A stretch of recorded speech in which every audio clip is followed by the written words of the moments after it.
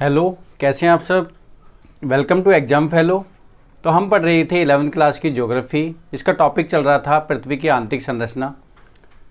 इसके हम जो है 2 पार्ट कंप्लीट कर चुके हैं। आज हम इसका तीसरा पार्ट कंप्लीट करने जा रहे हैं। इससे पहले हमने फर्स्ट पार्ट के अंदर पढ़ा कि पृथ्वी की आंतरिक संरचना के अप्रत्यक्ष और प्रत्यक्ष स्रोत कौन से हैं। दूसरे में हमने जो अप्रत्यक्ष स्रोत है, जो भूकंप, जिससे हमें पृथ्वी की आंतरिक संरचना के बारे में बहुत कुछ जानकारी मिलती है, वो हमने अध्ययन किया। आज हम पढ़ने जा रहे हैं पृथ्वी की आंतरिक संरचना किस प्रकार की है और ज्वालामुखी से जो है कैसी कैसी आकृतियाँ हमारी पृथ्वी पर या फिर पृथ्वी के अंदर बनती है। तो देर ना करते हुए आइए हम शुरू करते हैं पृथ्वी की संरचना।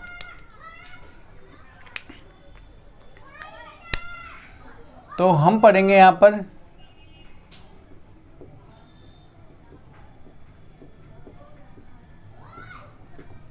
पृथ्वी की संरचना। अब पृथ्वी की संरचना जो है वो हमारे 3 पार्ट में डिवाइड है। तो हम तीनों पार्ट को समझ लेते हैं फिगर के आधार पे।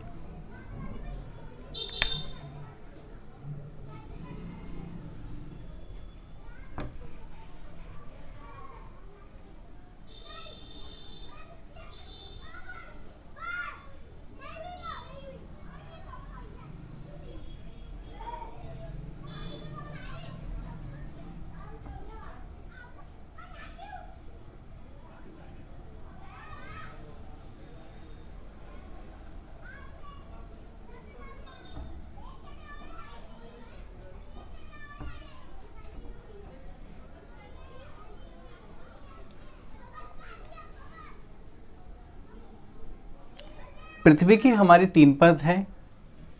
पहली जो परत है उसे हम कहते हैं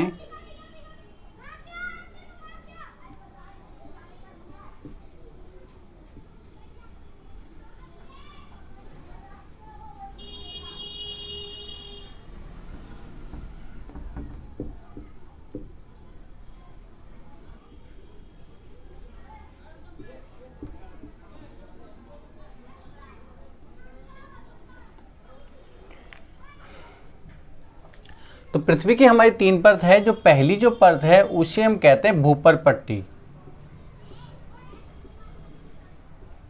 ठीक है, भूपर पट्टी पहली परत है जिसको हम इंग्लिश में क्रस्ट कहते हैं। इसकी जो गहराई है, यानी धरातल की बात करें, धरातल से और इसकी जो गहराई है वो अलग अलग स्थानों पर अलग अलग जो है वो मानी गई है। ये जो है जैसे कि महासागर है, महासागरों के अंदर इसकी जो औसत गहराई है, महासागरों में औसत गहराई वो लगभग 5 किलोमीटर मानी गई है। वही अगर महाद्वीपों पर औसत गहराई लगभग 30 किलोमीटर मानी गई है और इसके अलावा पर्वतों पर जो है लगभग 70 किलोमीटर मानी गई है। तो इसकी अधिकतम जो है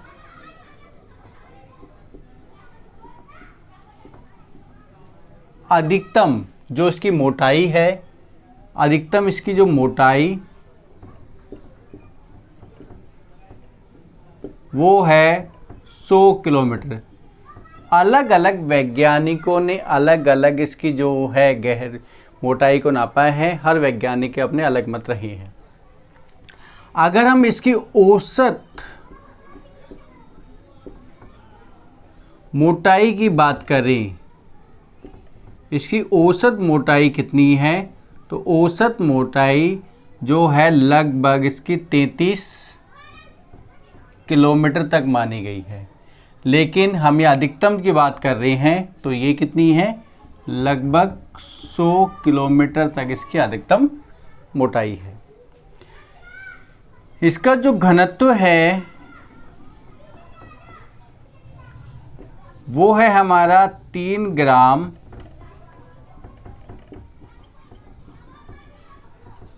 प्रति घन सेंटीमीटर। इसके औसत जो है ये हमारा घनत्व है। और ये वाली जो परत है, सबसे ऊपरी परत जो भूपर पट्टी है, ये बहुत ज़्यादा भंगुर है। भंगुर कह सकते हैं इसको, भंगुर है। भंगुर मतलब क्या है कि ये जो है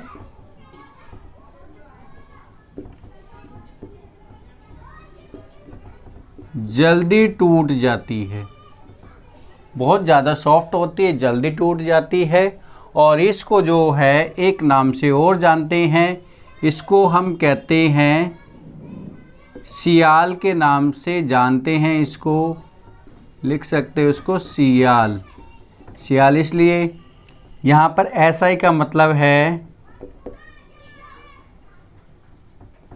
सिलिका और AL का मतलब है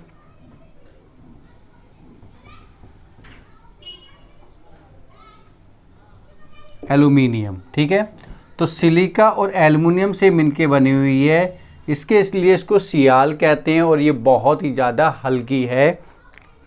इसके अलावा जो है हमारी दूसरी जो परत है उसे हम कहते हैं मेंटल।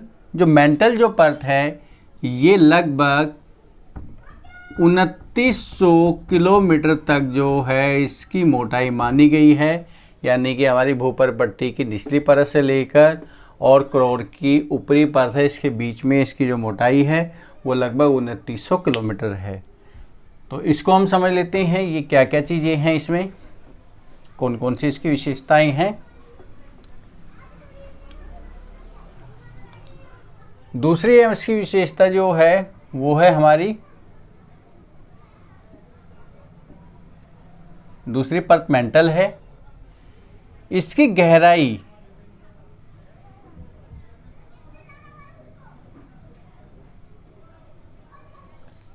या कि मोटाई की बात करें वो है लगभग 2900 किलोमीटर। इससे पहले एक चीज़ और बताऊं मैं आपको कि भूपर जो ये मेंटल है, मेंटल का जो ऊपरी पार्ट है यहाँ पर ये एक हमारी और परत पाई जाती है इस स्थान पर, जिसे हम कहते हैं दुर्बलता मंडल।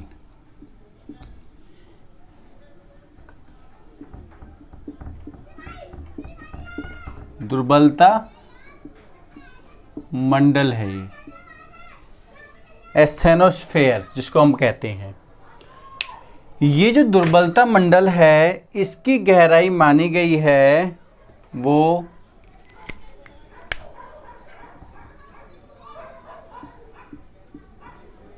400 किलोमीटर तक। दुर्बलता मंडल की गहराई हमारी 400 किलोमीटर तक मानी गई है। लिख देता हूं, इसमें जो है एक परत पाई जाती है दुर्बलता मंडल।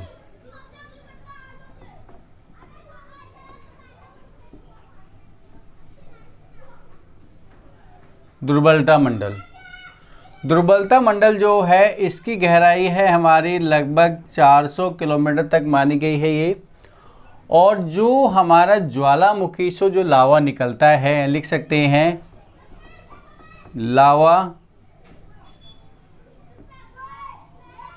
इसी मंडल से निकलता है, इसी क्षेत्र से निकलता है।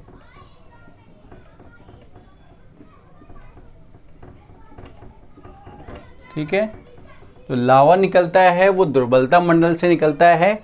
और दुर्बलता मंडल जो है मेंटल का ऊपरी भाग है, जिसे हम जो है यहाँ पे लावे का जो है ये स्रोत है। यहाँ पर मेंटल जो है इसको हम सीमा के नाम से भी जानते हैं। सीमा के नाम से जानते हैं, यानी कि क्या हो गया, एक तो हो गया हमारा सिलिका और किससे बना है, मैग्नीशियम से मिलके बना हुआ है। ठीक है, मैग्नीशियम से मिलके ये जो है बना हुआ है, इसलिए हमारा भूपर पट्टी से कुछ ये भारी है। और इसका औसत जो घनत्व है वो है लगभग 3.4 ग्राम प्रति घन सेंटीमीटर। इसकी औसत जो है वो मोटाई है हमारी। भूपर पट्टी और मेंटल के बीच में, भूपर पट्टी और मेंटल के बीच में, क्योंकि यहाँ पर घनत्व में अंतर पाया जाता है, जहाँ पर घनत्व में अंतर पाया जाता है उसको हम कहते हैं असंबद्धता। ठीक है, या उसे हम कहेंगे एक वर्ड और है हमारा असांतत्य कहेंगे। ठीक है, तो यहाँ पर एक है जो महो एक वैज्ञानिक थे जिन्होंने इसके बारे में जो बताया, तो इसे कहेंगे मोहो सातत्य, यानी मोहो जो है डिसकंटिन्यूटी इसको बोलते हैं। क्या हो गया इसको?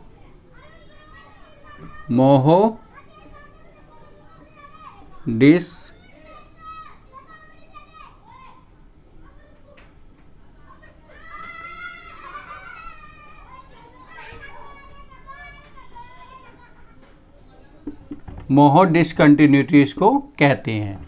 ठीक है। इसके अलावा जो है नेक्स्ट हमारा जो पार्ट है वो है हमारा क्रोड। आप इसका स्क्रीनशॉट ले सकते हैं।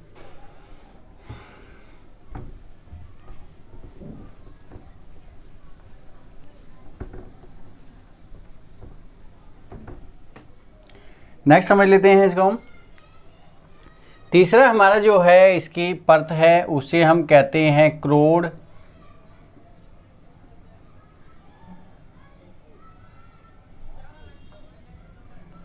कोर उसको कहते हैं। ये दो परतों में डिवाइड है, यानी जो इसकी अंदर की परत है वो हमारी ठोस है और बाहर की जो परत है वो द्रव है, और इसकी गहराई जो है 6378 किलोमीटर तक मानी गई है केंद्र तक। तो लिख सकते हैं यहाँ पर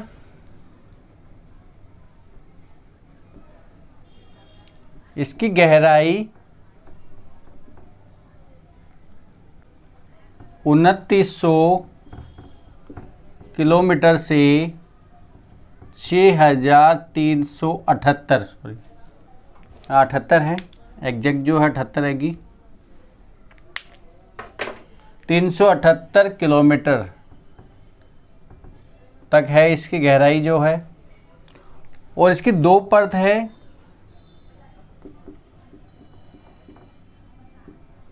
आंतरिक परत जो है वो हमारी ठोस है और बाह्य जो परत है वो द्रव है। जब अंदर की परत हमारी ठोस होगी, बाहर की जो है परत हमारे द्रव होगी, तो इनका घनत्व भी अलग अलग होगा। तो आंतरिक जो बाह्य हमारी जो परत है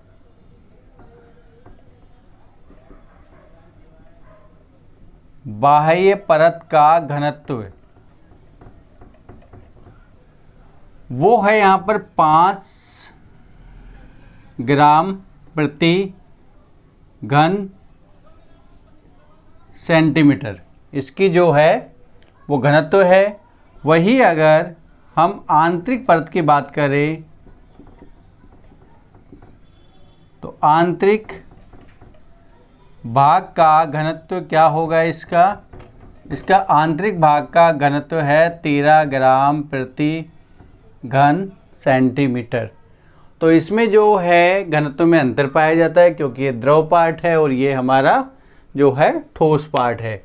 तो ये इसकी कुछ विशेषताएं थी जो कि हमारी संरचना की, कि पृथ्वी की आंतरिक संरचना हमारी 3 पार्टों में डिवाइड है।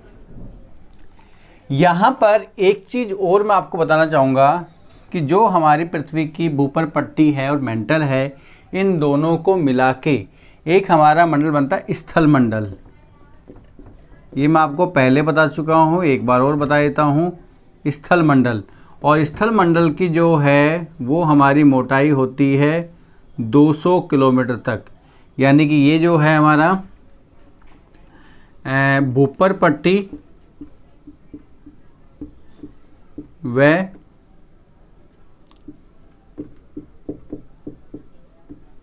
मेंटल का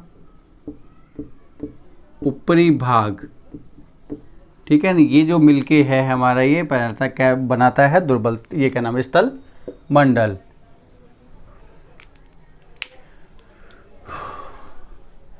तो ये हमारा जो है पृथ्वी की संरचना थी। अब नेक्स्ट हम पढ़ते हैं पृथ्वी की संरचना के अलावा जो हमारे ज्वालामुखी हैं, ज्वालामुखी से किस किस प्रकार की आकृति हमारी बनती है।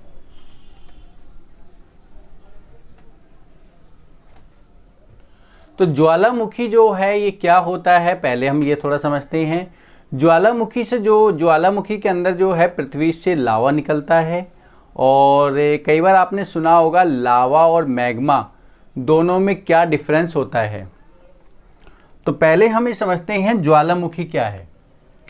ठीक है, नेक्स्ट हमारा है ज्वालामुखी। तो ज्वालामुखी क्या होता है पहले हम ये समझ लेते हैं। ज्वालामुखी पृथ्वी के अंदर जो है, पृथ्वी पर वो छेद होता है जहाँ से राख, धूल, धुआं, गैसें और इसके अलावा पिघला हुआ चट्टानों का पदार्थ बाहर निकलता है, वो हमारा कहलाता है ज्वालामुखी। ठीक है, तो ज्वालामुखी में क्या क्या निकलता है। ज्वालामुखी से हमें निकलता है राख, गैस निकलती है, लावा निकलता है, पिघला हुआ जो रूप होता है लावा होता है। इसके अलावा धूल,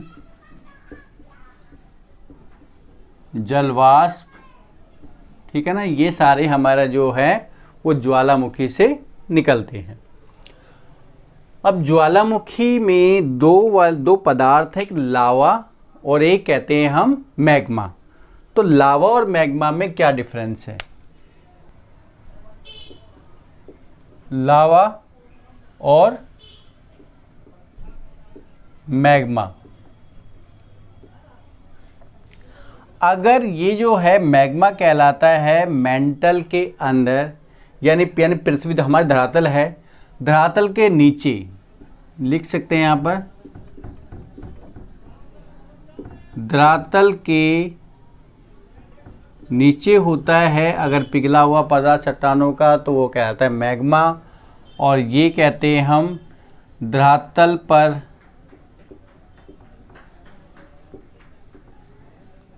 पर जो आ जाता है, यानी भूपर पट्टी के ऊपर जो आ गया, तो वो कहलाएगा हमारा लावा। अगर जैसे मान लो एक ये ज्वालामुखी में बता रहा हूँ आपको, इस प्रकार का ज्वालामुखी है और यहाँ पर लावे की जो है वो कुछ हमारी परत है। अब यहाँ से इस प्रकार का जो है लावा निकल रहा है। अब ये अगर यहाँ पृथ्वी के अंदर है और ये मान लो कि यहाँ पर अलग अलग परतों में यहाँ पर ये जमा हो गया है, इस प्रकार से ये जमा हो गया यहाँ पे, तो ये हमारा कहलाएगा क्या, ये कहलाएगा हमारा मैग्मा कहलाएगा। लेकिन अगर जो बाहर निकल के आ गया है ये क्या कहलाएगा, ये कहलाएगा हमारा लावा। ठीक है, ये लावा कहलाएगा। तो दोनों में ये डिफरेंस है, लावा और मैग्मा में। बाहर आ गया वो लावा हो गया, जो अंदर रहा जो मैग्मा है। लेकिन दोनों जो है चीज़ एक ही है, फ़र्क पड़ता है इनकी स्थिति के अनुसार कि ये कहाँ पर स्थित है। ठीक है, तो ज्वालामुखी से कौन कौन सी आकृति बनती है ये हम समझ लेते हैं। अब मैंने बताया कि ज्वालामुखी से एक वो आकृति जो अंदर बनती है, एक वो आकृति जो है जो बाहर की ओर बनती है।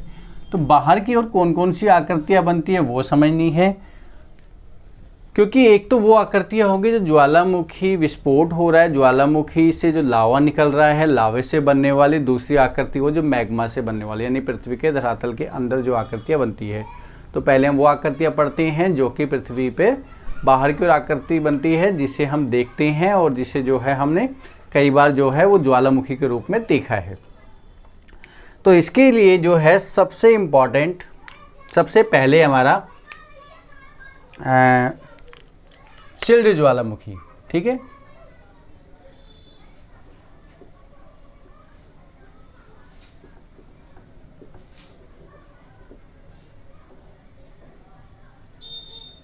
ठीक है, ये शिल्ड ज्वालामुखी है।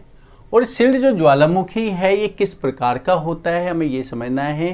शिल्ड ज्वालामुखी जो है ये बहुत विशाल आकार के होते हैं, इसका आकार काफ़ी बड़ा होता है और काफ़ी जो है क्षेत्र में फैले होते हैं। इसमें होता क्या है कि ये जो है वो जैसी हमारी धरातल है और यहाँ से जो है इस प्रकार की एक संरचना होती है, इस प्रकार की। ठीक है, ये जो है निकास नली होती है हमारी, जहाँ से जो है ये हमारे यहाँ पर, एक मिनट,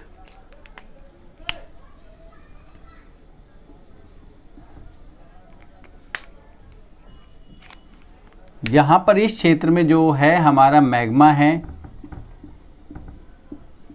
और मैग्मा से जो है अलग अलग इस प्रकार से यहाँ पर जो है वो ज्वालामुखी से लावा जा रहा है, और इस प्रकार से यहाँ से ये बहता रहता है।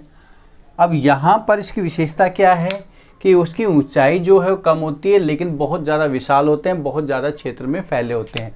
कारण इसका ये है कि इसमें जो लावा निकलता है, लावा जो है वो बहुत तरल होता है, यानी बहुत पतला लावा होता है इसमें, जिस कारण ये क्या विशाल होते हैं, बहुत बड़े क्षेत्र में फैले होते हैं। ठीक है, और इनका आकार जो है वो बड़ा होता है। जो हमारे हवाई एग्जाम्पल कह सकते हैं, उदाहरण है हवाई द्वीप। हवाई द्वीप पर जो हमारे ज्वालामुखी होते हैं वो शिल्ड ज्वालामुखी है, इसके एग्जाम्पल है इस प्रकार के। विशेषता है कि ये जो है इसमें जो ढलान है बहुत मंद होता है, ढलान बहुत मंद है, जैसे मैंने आपको बताया, क्योंकि ये बहुत तरल होता है इसलिए जो है इसमें ढलान काफ़ी मंद होता है। ये जो है अधिक विस्फोटक नहीं होती,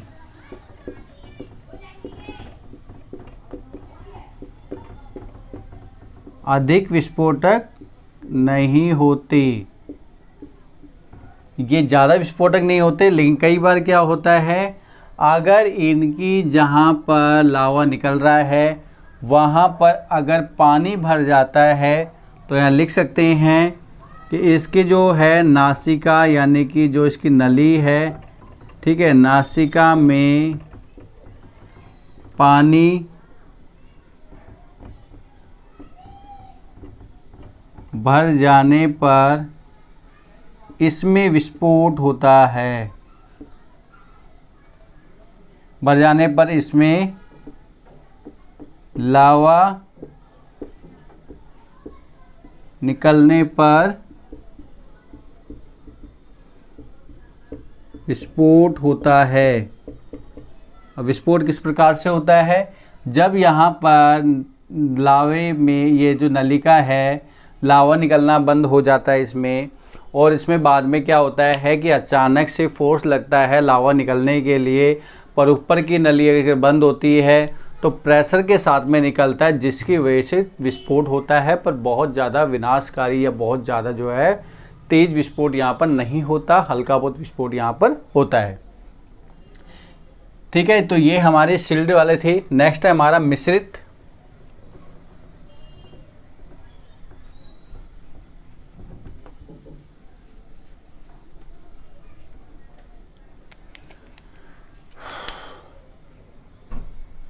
दूसरा हमारा है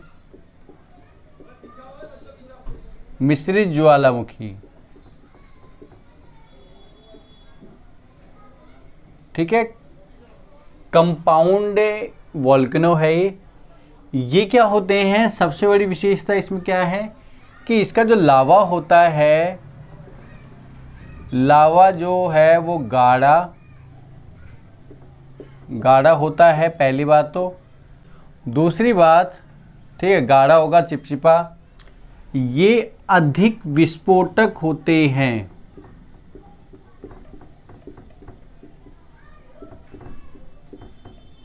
विस्फोटक होंगे। अधिक विस्फोटक क्यों होंगे, क्योंकि यहाँ पे लावा जो होता है गाढ़ा होता है, चिपचिपा होता है, जिसकी वजह से जो है अगर वो लावा निकलना कुछ समय के लिए बंद हो गया तो नलिका में वो रुक जाता है, जिसकी वजह से विस्फोटक के साथ में वो निकलता है। और जब विस्फोट होता है तो विस्फोट के साथ साथ में जो है यहाँ पर राख निकलती है। इसके अलावा एक कहते हैं ज्वाला खंडाश्मी, ज्वाला खंडाश्मी होते हैं। ठीक है, ज्वाला खंडाश्मी क्या होते हैं, ये ज्वालामुखी से जब विस्फोट होता है तो इससे बहुत सारे हमारे जो है ज्वालामुखी जो लावा होता है तो वो जो है चारों तरफ विस्फोट के साथ में फैल जाते हैं, यानी ज्वालामुखी के जो टुकड़े होते हैं वो। इसके अलावा राख हो गए, ज्वाला खंडाश्मी हो गए। इसके अलावा जो कहते हैं बम जो होते हैं ज्वालामुखी से जो टुकड़े निकलते हैं, ज्वालामुखी के जो पार्ट होते हैं उससे छोटे जो टुकड़े होते हैं उसको जो है बम कहते हैं। ठीक है, इसके अलावा जो है यहाँ पर गैस निकलती है, जैसे मैंने आपको ऊपर बताया, जैसे जो चीज़ें हैं वो यहाँ पर निकलती है। ये जो हैं जब ये हमारे टुकड़े राख और ये सब निकलते हैं तो इसमें आकृति बन कैसे जाती है, तो ये जो होते हैं थोड़े विशाल होते हैं, उससे इस प्रकार के, जैसे मान लो यहाँ पर जो है लावा निकल रहा है और इस प्रकार से यहाँ ज्वालामुखी का जो है वो एक तरह का आकृति बन गई है, तो फिर गाढ़ा होने के बाद फिर यहाँ पर जम जाएगा। कुछ समय बाद क्या होता है कि यहाँ पर जो है दोबारा लावा निकलता है और दोबारा फिर दूसरी परत यहाँ पर इस प्रकार से जम जाती है। ठीक है, उसके बाद में फिर यह लावा निकलता है, फिर यहाँ इस प्रकार से परत जम जाती है, जिसे एक जो है मिश्रित संरचना बनती है। उससे इसलिए हम कहते हैं विसरित ज्वालामुखी कहते हैं। ये हैं जो शील्ड ज्वालामुखी थे,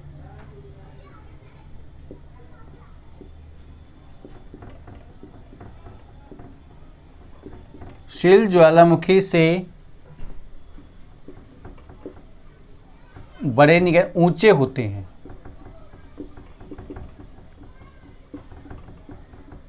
ठीक है, यानी यहाँ पर जो है वो ढलान अधिक होता है, एक शंकु की तरह आकृति बन जाती है, शंकुआकार। ठीक है, ये शंकुआकार होते, शंकु की तरह आकृति के होते हैं।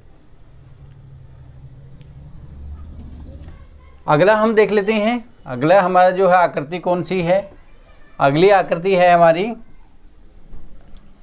जिसे हम कहते हैं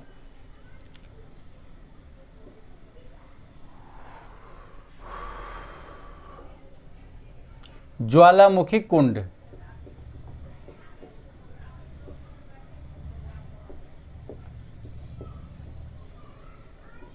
ज़्यादा विशेषता, सबसे बड़ी विशेषता क्या है इसके अंदर, ये बहुत अधिक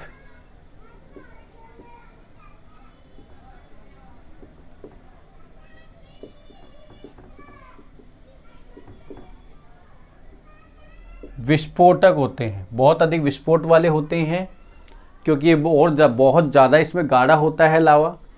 और इसमें क्या होता है, जब ये विस्फोट होता है तो कई बार जो है इस प्रकार की स्थिति बनती है कि ये अपने आसपास के जो क्षेत्र होते हैं, यानी कि जो ज्वालामुखी का जो पर्वत शंकु बना हुआ है उस शंकु ही पूरा ब्लास्ट हो जाता है। तो ये कह सकते हैं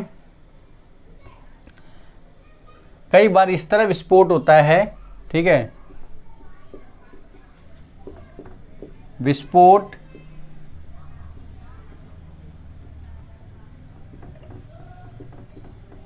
इतना अधिक होता है कि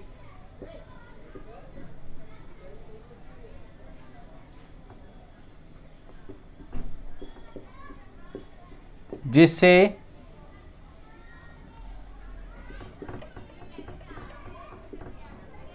ज्वालामुखी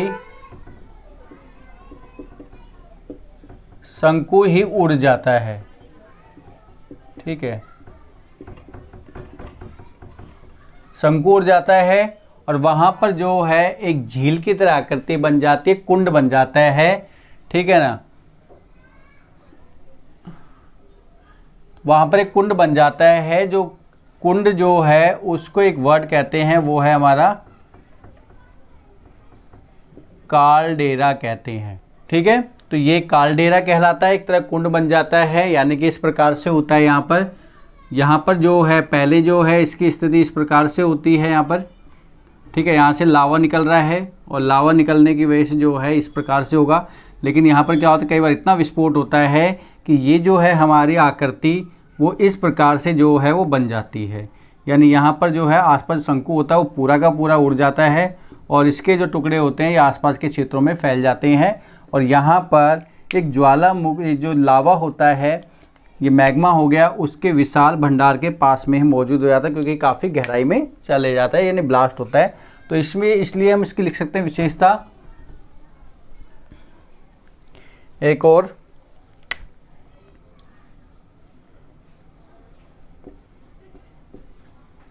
यह कुंड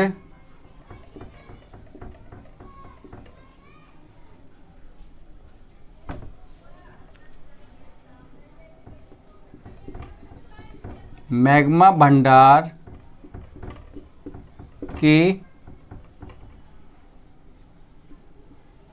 नज़दीक होते हैं, क्योंकि ये जो है वहाँ जहाँ मैग्मा होता है उसके नज़दीक होंगे।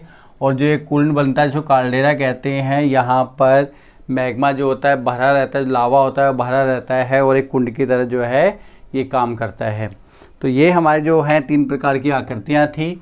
इसके अलावा कुछ और आकृतियाँ हमारी और बनती है 2 प्रकार की, वो मैं आपको बता देता हूँ पृथ्वी के बाहर। इसके अलावा चौथी हमारी आकृति है जिसे कहते हैं बेसाल्ट प्रवाह क्षेत्र। बेसाल्ट प्रवाह क्षेत्र क्या होते हैं? बेसाल्ट प्रवाह क्षेत्र वो क्षेत्र होते हैं जहाँ पर लावा जो होता है वो बहुत तरल होता है और काफ़ी हजारों किलोमीटर क्षेत्रफल में वो फैल जाता है। जैसे हमारा धरातल है, यहाँ से लावा निकल रहा है और इस प्रकार से जो है वो बहुत दूर तक जो है फैल जाता है इस प्रकार से। तो वो जो है उसे हम कहते हैं बेसाल्ट प्रवाह क्षेत्र। भारत के अंदर जो हमारे दक्कन का पठार है, एग्जाम्पल लिख सकते हो, भारत का दक्कन का पठार, दक्कन का पठार है वो हमारा बेसाल्ट प्रवाह क्षेत्र है। जिस समय महाद्वीप जब एक साथ मिले हुए थे तो मेडागास्कर के साथ मिले हुए थे, इसके अलावा अफ्रीका का क्षेत्र मिला हुआ था, भारत मेडागास्कर अफ्रीका। तो वहाँ पर ज्वालामुखी उद्गार होने की वजह से वो जो है वहाँ पर महाराष्ट्र का जो क्षेत्र है उसमें बहुत सारा जो है लावा एक प्रवाह क्षेत्र जो है हज़ारों किलोमीटर तक फैल गया था। और वो जो है लावे के क्षेत्र आज भी स्थित है, जिसे हम काली मिट्टी के क्षेत्र जो है वो कहते हैं। तो ये महाराष्ट्र की जो है, महाराष्ट्र के अंदर बहुत बड़ा क्षेत्र जो है वो हमारे लावे के जो है लावा बेसाल्ट मैदान से जो है ढका हुआ है। इसके अलावा जो है बेसाल्ट के अलावा 5वां है हमारा मध्य महासागरीय कटक।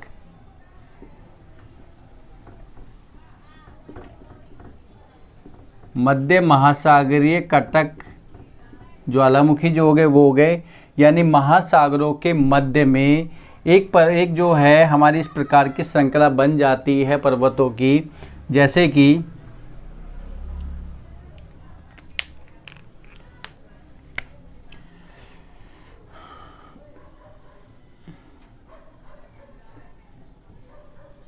जो हमारी प्लेटें होती हैं, जो हमारी जो शैल होती है, चट्टानें पृथ्वी के अंदर, यानी कि जो है हमारे ऊपर पट्टी के नीचे, तो वो क्या होती है हमेशा विपरीत दिशा में खिसकती है।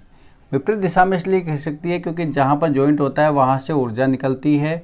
और इसके अलावा अगर यहाँ पर मैग्मा चैम्बर होता है, यानी मैग्मा के भंडार होते हैं, तो वो फोर्स लगाते हैं। और लेकिन अगर महासागरों की बात करें, महासागरों में मैंने बताया था भूपर पट्टी की जो मोटाई है वो बहुत कम है, तो यहाँ पर फोर्स अधिक लगता है। और फोर्स अधिक लगने के कारण महासागरों के मध्य में ऐसी स्थिति होती है जहाँ पर जो है परत काफ़ी पतली होती है, और वहाँ से जो है जब लावा यहाँ निकलता है तो महासागर की वजह से होने के बाद ठंडा हो जाता है इन क्षेत्रों में। ठंडा होके क्या नाम है ये जम जाता है, क्योंकि पानी होता है इसलिए ठंडा हो जाता है, परत भी छोटी होती है। और जब दोबारा से जब लावा निकलता है तो दोबारा इसको जो है फोर्स करता है, और उसकी वजह से परत जो है वो हमारी आगे बढ़ती आती है और नया लावा जो है वो बीच में आता जाता है। और यहाँ पर जो है पर्वतों की इस प्रकार से हमारी जो है एक श्रृंखला बन जाती है इस प्रकार से, जिसे हम कहते हैं मध्य महासागरीय कटक के नाम से जानते हैं। ये बहुत लंबी श्रृंखला होती है। मध्य महासागरीय कटक लगभग हर महासागर में पाए जाते हैं, और लगभग जो है 70,000 किलोमीटर क्षेत्रफल में ये जो है मध्य महासागरीय कटक हमारे फैले हुए हैं। जो सबसे बड़ा मध्य महासागरीय कटक है वो उसका उदाहरण है हमारा अटलांटिक महासागर में। अटलांटिक महासागर में जो है वो सबसे बड़ा महासागरीय मध्य महासागरीय घटक है अटलांटिक महासागर में। इसके अलावा लगभग प्रत्येक महासागर में ये हमारे मध्य महासागरीय जो है घटक पाए जाते हैं।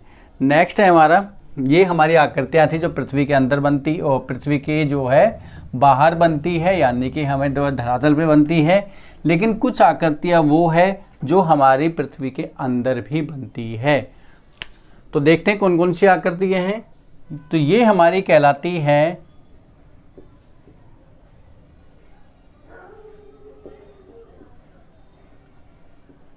अंतर्वेदीय आकृतियाँ। अंतर्वेदीय आकृतियों में पहला है हमारा, उसे कहते हैं बैथोलिथ।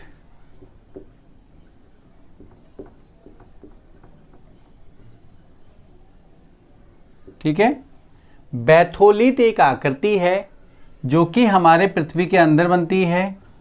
दूसरी है हमारी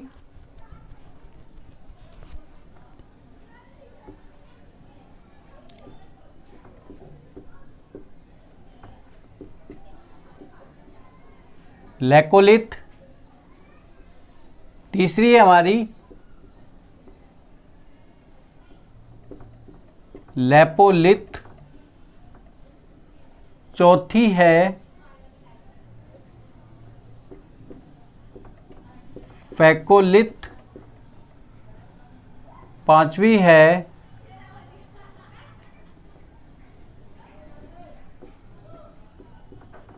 सिल, या इसको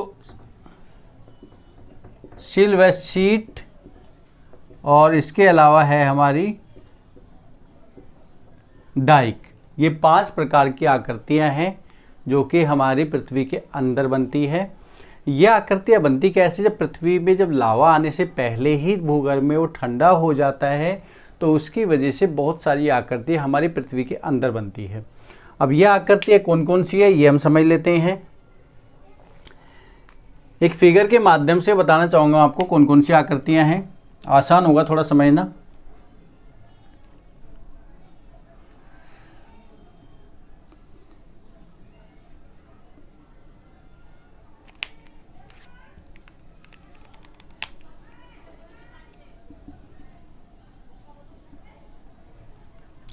ये हमारा जो है वो मैग्मा है, मैग्मा चैम्बर है जहाँ पर मैग्मा इकट्ठा है।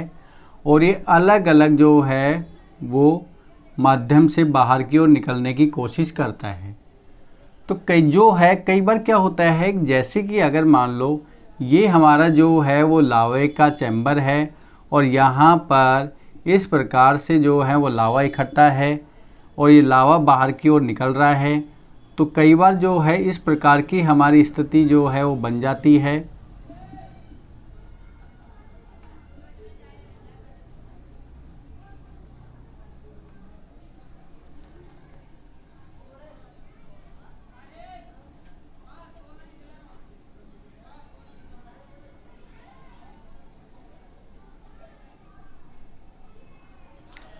ठीक है,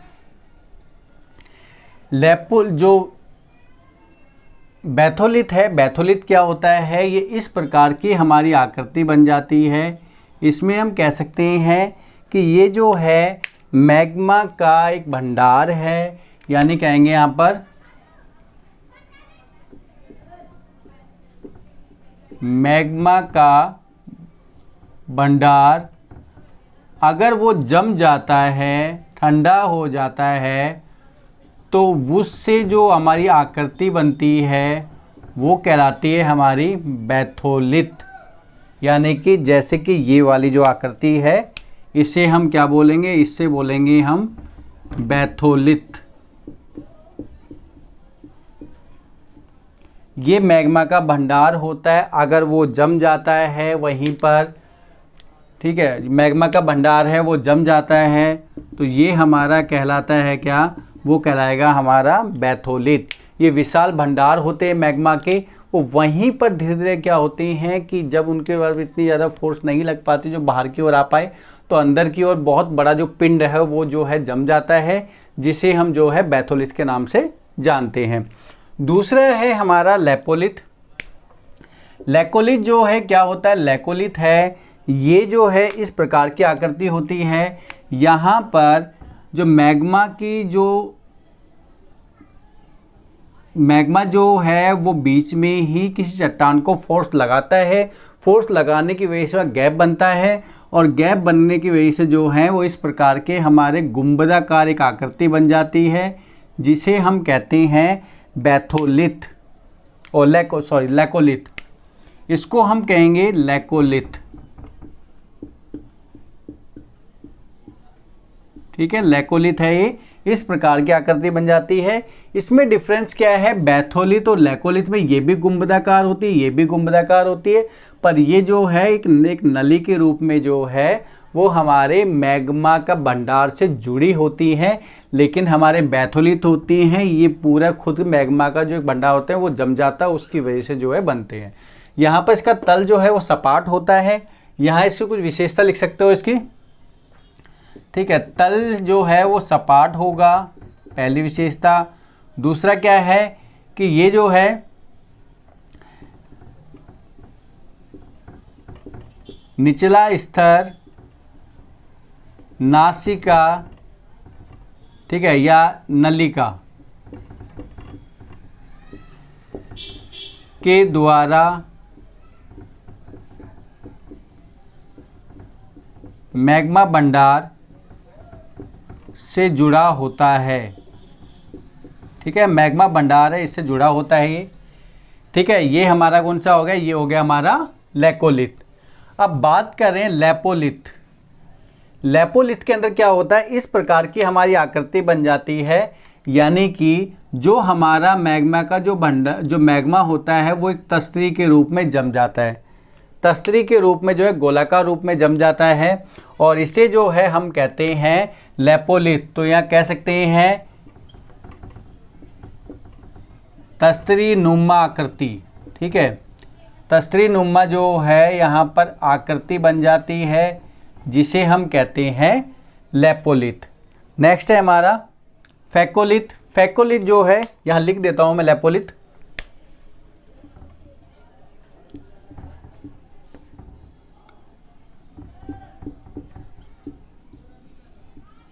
नेक्स्ट है हमारा फैकोलिथ। फैकोलिथ के अंदर क्या होता है कि अपनति और अभिनति,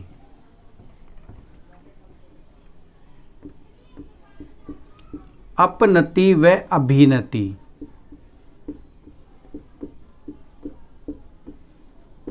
में मैग्मा जम जाता है, जिससे एक लहरनुमा आकृति बन जाती है। यानी ये जो है इस प्रकार की आकृति बन जाती है कि यहाँ से मैग्मा जो है वो कई बार इस प्रकार से जो है वो जम जाता है। ठीक है, यहाँ पर लहरनुमा आकृति बन जाती है, तो इसे हम कहते हैं जो फैकोलिथ। ठीक है, ऐसी आकृति को हम क्या कहेंगे, हम कहेंगे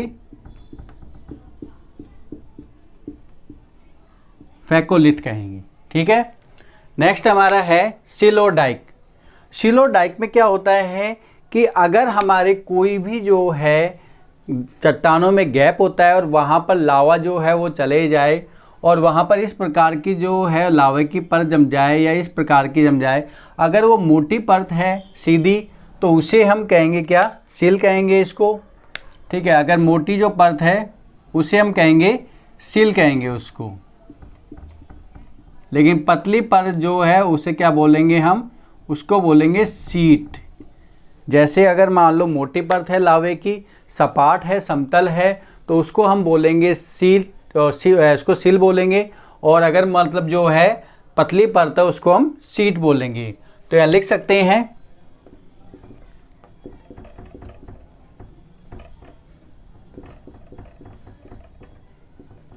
मैग्मा की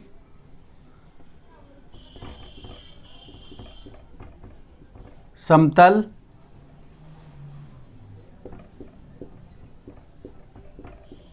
मोटी परत सिल व पतली परत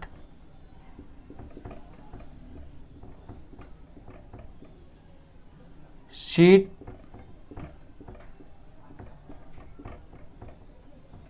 होती है। ठीक है, तो दोनों में ये है, मोटी और पतली परत में। डाइक की बात करें तो डाइक क्या चीज़ है, वही सिल और शीट की तरह होते हैं। अगर मान लो मैग्मा जो है वो इस प्रकार से आकर और हमारे एक जो है इस प्रकार से जम जाए, यानी कि जो है वो लंबे आकृति में जम जाए, यानी कि एक दीवार के रूप में, एक दीवार की तरह अगर वो जम जाती है इस प्रकार से, तो उसे हम बोलेंगे डाइक। तो हम कह सकते हैं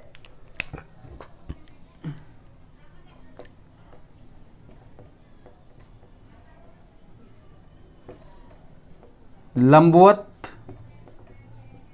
रूप से मैग्मा की दीवार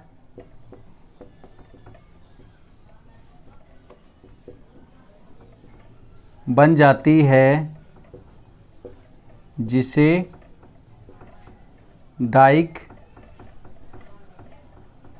कहते हैं। ठीक है, तो डाइक जो है वो इस प्रकार से होगी, हमारी इस प्रकार की आकृति बन जाती है, जिसे हम बोलते हैं डाइक कहेंगे।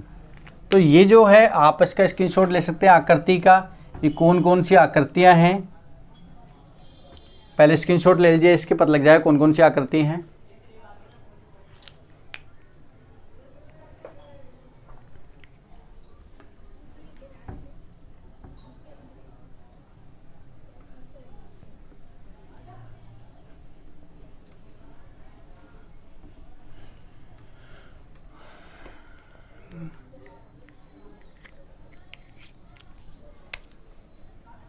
ये हमारा जो है वो धरातल हो गया। ठीक है, ये है, तो इसे नीचे की जो आकृति बनती है, दोबारा स्क्रीनशॉट ले लो इसका आप, कौन कौन सी आकृतियां हैं। तो आज हमारा जो है ये क्लास ख़त्म होती है, पृथ्वी की आंतरिक संरचना, इसके तीनों पार्ट कंप्लीट होते हैं। और नेक्स्ट जो है वो हमारी क्लास होगी जिसमें हमारे महाद्वीप और महासागरों का वितरण वो हम समझेंगे।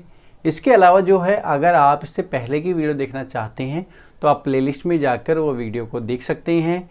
अगर आपको अच्छा लग रहा है तो वीडियो को ज़रूर लाइक कीजिए, और आपको बहुत ज़्यादा हेल्प मिलेगी इन सब जो है वीडियो से।